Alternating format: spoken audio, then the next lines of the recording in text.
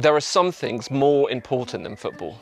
That's the phrase that's been used as our country, our continent, and indeed the world responded to the shock of seeing Christian Eriksen collapse on the pitch during a Euro match on Saturday afternoon.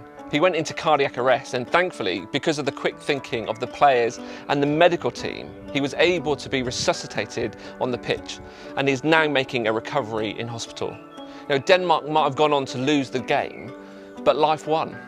I'm no expert, but I've done my fair share of first aid courses, and each time I'm told that a cardiac arrest is caused by a life-threatening abnormal heart rhythm called ventricular fibrillation, or VF. The only way to get the heart beating normally again is to shock it using something like a defibrillator. CPR just keeps the person alive until they can be wired up to a defib and it can deliver an electrical pulse into the heart to shock it back into rhythm. That's exactly what the medics did for Christian Eriksen on Saturday. So why am I telling you all this? Well, on Sunday we hosted a night of worship at the FBC Centre, and it was so great to gather with a bunch of people to worship together, even though we had to wear face masks and we couldn't sing out loud and we had to keep our distance from one another. During the evening we watched a video that had a heartbeat running through it, and as we watched it and then moved on to share communion and sing some more songs, I had a strong sense that God was trying to get my attention, and it had something to do with the rhythm of my heart, my heartbeat. I think God was trying to let me know that I'm in danger of having an abnormal heart rhythm. And I think he's trying to tell you the same thing. Now, I'm not talking about a medical condition, but something potentially more dangerous. And I know how dangerous a heart condition is. What gets your heart going? What does it beat for? What are the things that when you see it or experience it, it really gets your heart beating? What are the things that elevate your heart rate because you know they're wrong and it just makes you mad? And what are the things that your heart beats for? What is the purpose, the focus of your life? What moves you? What do you live for? As I stood with a bunch of people on Sunday night, I had a sense that God was saying to me, Chris, I want your heart to beat in rhythm with mine. I sense that God was saying that he wants my heart to beat for the things that his heart beats for, and to get worked up over the things that his heart gets worked up over, to break for the things that breaks his heart. But I also sense that God was saying this for us, not just for me, that this was a prompt, a nudge, a prod for us as a community of faith, for those of us who are part of the FBC family. So what does God's heart beat for? What gets him worked up? What does it break for? What would cause him to choose to be born as a baby, to live among us, to experience and endure all the stuff that happened when Jesus was physically present with us? Well, just flick through the pages of the Gospels and it won't take long for you to discover the things that God's heart beats for. A few months ago, I was praying with some of the team at FBC and with Helen and Lydia. Now, if you've had the privilege of praying with Helen, you may have been introduced to a special place that Helen likes to take people spiritually when she prays for them. It's like a meadow or a garden with Jesus standing at the centre. Through prayer, Helen takes whoever it is that she's praying for into that meadow and she introduces them to Jesus. She'll say to Jesus, this is Chris. And Jesus responds, yes, I know Chris. And then he'll say something that is wonderful and good and true about them. It's a wonderful image to have as you pray for people. So I thought I'd give it a go.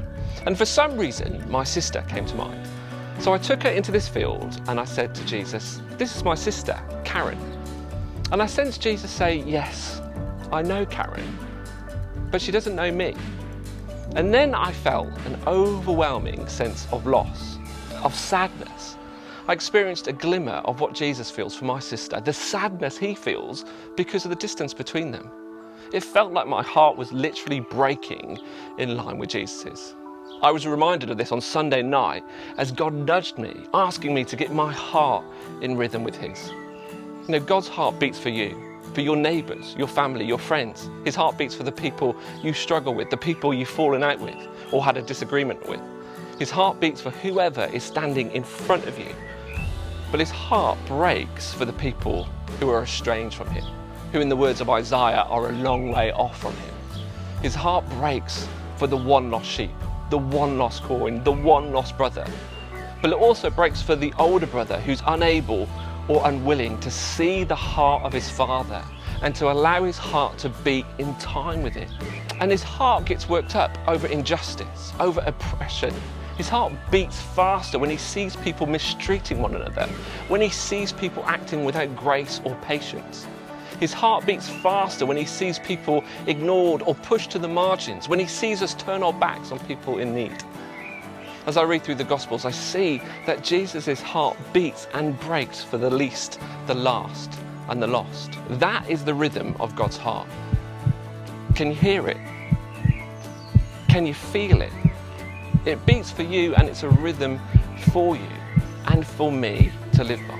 So is your heart in time with God's? Does it beat for the things his heart beats for? Does it break for the things that his heart breaks for? Does it get worked up over the things his heart gets worked up over? As we move into the next phase of life at FBC, I really sense this is a calling, a challenge from God to us. Does our heart as a church beat in time with his? Does it break in line with his? And does it get worked up when his gets worked up? Perhaps this week you could reflect on this. Ask God what his heart beats for. What does it break for? And what does it get worked up over? And then compare it to yours. That's the easy part. The challenge is found in changing our irregular heartbeat to beat in time with God's. But you can't do this by yourself. An irregular heart rhythm needs to be shocked in order to get it back beating correctly. So that's my prayer for you, for us as a church, that God will enable us to get our hearts beating in time with his, that he will shock our hearts into action. It might be challenging, it might be painful at times, but oh, how wonderful it will be for our hearts to beat in time with our Creator, our Saviour, our God, and our friend.